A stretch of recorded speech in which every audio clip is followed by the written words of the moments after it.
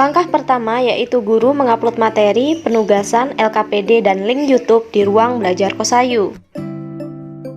Selanjutnya, guru dan peserta didik mengisi presensi dan kemudian dicek oleh guru. Yang ketiga, semuanya bergabung ke dalam Zoom meeting. Halo semuanya, selamat pagi. Hari ini kita akan melanjutkan pembelajaran sejarah kita. Sebelum dimulai, kita berdoa terlebih dahulu. Mungkin Christian bisa memimpin doa kita pada hari ini.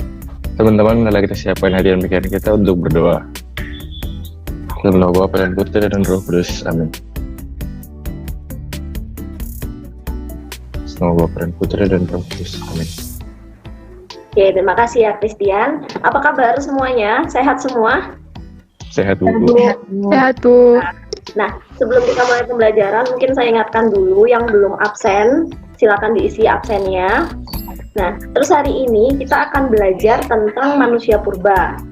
Gambaran tentang manusia purba itu seperti apa? Manusia yang hidup di berjuta-juta tahun yang lalu.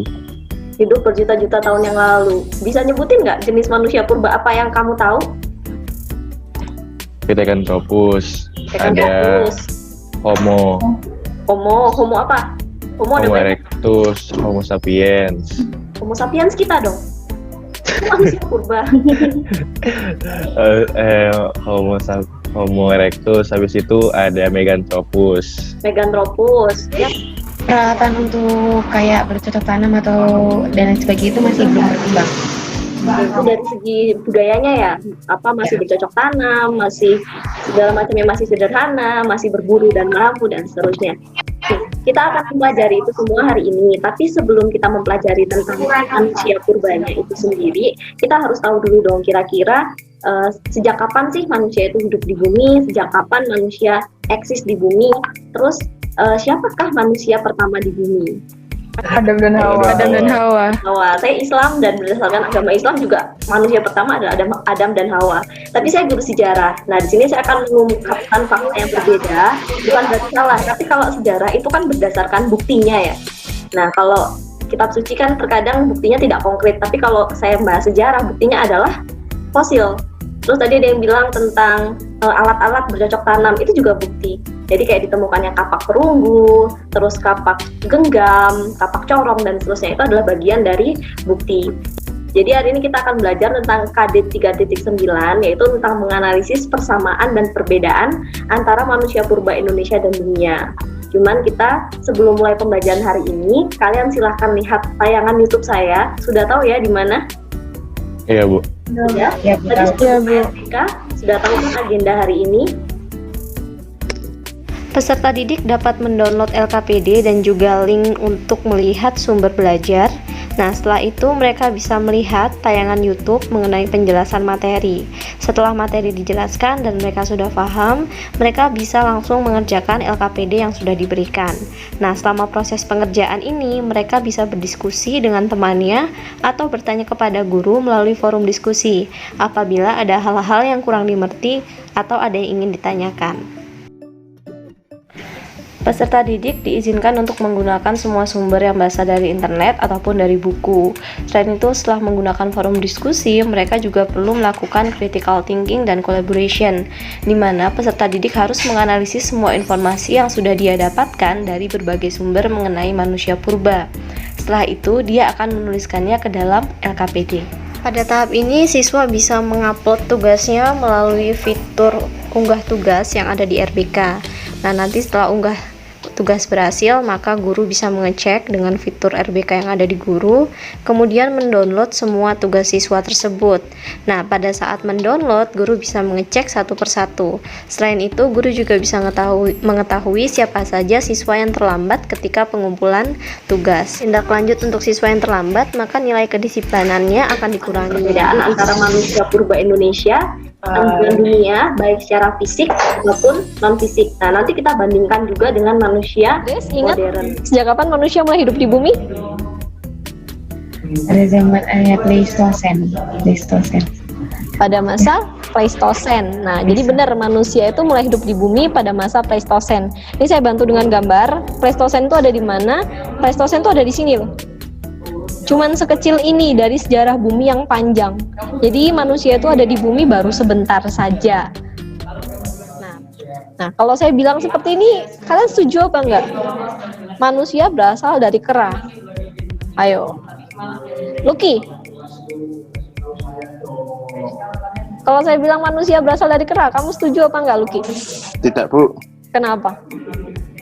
Masa manusia disamakan dengan kera, Bu? Cuman gitu aja penjelasannya. Ya. Kalau saya tanya ke Ruth, kamu setuju nggak kalau manusia berasal dari kera? Enggak, Kenapa?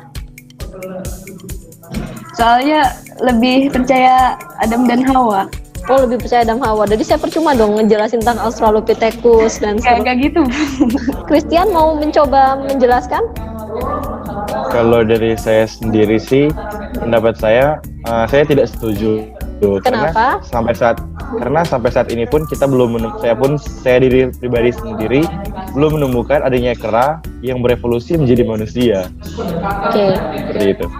Belum ada buktinya begitu ya. Kalau Iya. misalnya semua kera bisa jadi manusia, harusnya teman kita tambah banyak ini. Nah, kemarin kalau kalian sudah mengerjakan modul, kan kita sudah belajar tuh tentang hipotesis Afrika yang dikemukakan oleh James Watson, bahwa manusia itu pertama kali berkembang itu di Afrika sekitar 2 juta tahun yang lalu. Ada yang masih ingat nggak kelemahan teori Afrika ini apa ya? Ditemukan tulang belulang di Spanyol. Oke, salah satu kelemahannya adalah ditemukan fosil di Spanyol yang usianya ternyata relatif sama dengan hipotesis Afrika. Tahap ini peserta didik bersama guru melakukan penguatan materi dengan cara berkomunikasi mengenai seluruh materi asal-usul manusia purba. Selain itu, peserta didik dan guru juga membahas semua soal evaluasi yang ada pada LKPD, sehingga keduanya dapat saling memberi informasi atau umpan balik. Guru dapat memberikan pujian apabila siswa menjawab dengan benar dan memberikan koreksi apabila jawaban peserta didik salah. Hal ini dilakukan untuk mengembangkan cara berpikir peserta didik ke arah yang lebih baik. Nah, itu dia pembelajaran kita hari ini. Mungkin ada yang bisa menyimpulkan apa yang kalian dapatkan dari materi pembelajaran pada hari ini.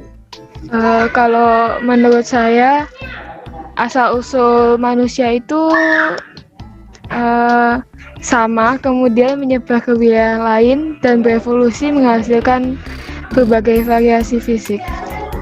Oke, itu dari Livia. Kalau Menurut aku dari setiap manusia purba yang ada gitu itu sama, tetapi mereka memiliki kelemahan dan kelebihan mereka sendiri. Dengan kita belajar melalui materi lewat hari ini, kita pun dapat belajar bahwa manusia purba pun mereka dapat mereka tetap berjuang hidup untuk melewati semua rintangan dan tantangan yang mereka hadapi di zaman yang lalu.